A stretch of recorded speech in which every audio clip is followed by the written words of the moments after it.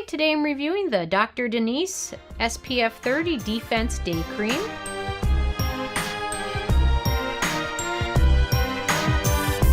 And really quick, I just want to say I purchase all these products with my own money, so you know you can trust my opinion is what I honestly believe. So this is a sunscreen. Actually, this is a travel size that I got in a kit from QVC, kind of one of those try it kits. And I was excited to try the Dr. Denese brand because I haven't tried, I think I tried another cream from her, but nothing like an SPF or anything like that. So I was kind of excited to get to try it.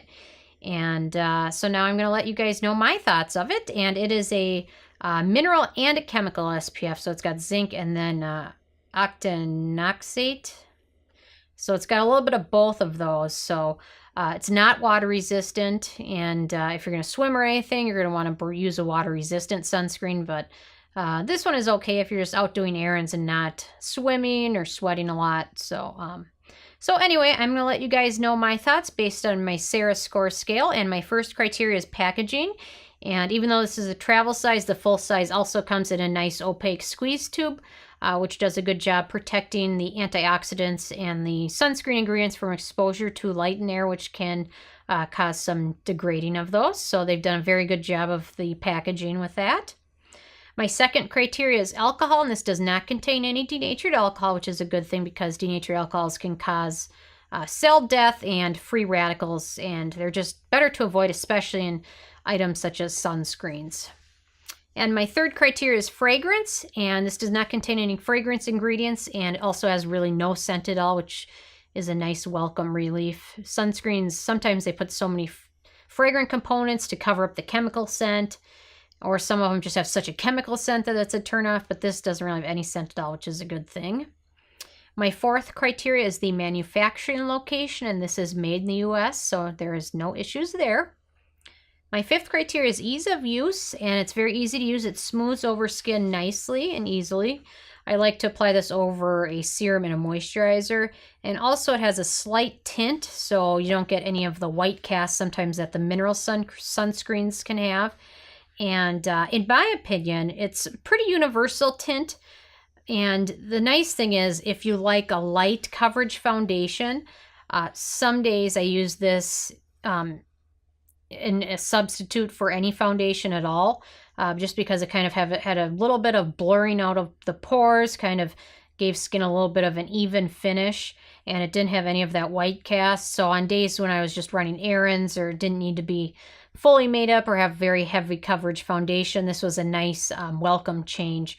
So if you prefer a lighter coverage foundation, this might be able to kind of work for both, depending on your skin tone as well. But the tint is pretty universal. I could see how even those with very dark skin or those with very light skin would probably be okay with this because it kind of blends in well and it kind of blurs your pores.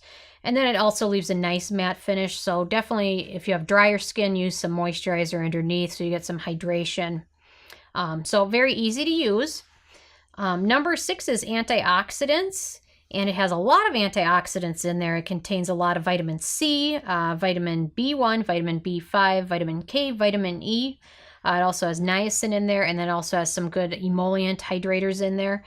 So it's very good for your skin. I like to see sunscreens that also have some good antioxidants, which kind of further help protect your skin from any damage from UV rays or just being outside, out in the air. Sometimes there's pollution or anything like that. So very good that they've included a lot of good antioxidants in there. My number 7 criteria is animal testing, and the Dr. Denese brand is cruelty-free, which I absolutely love.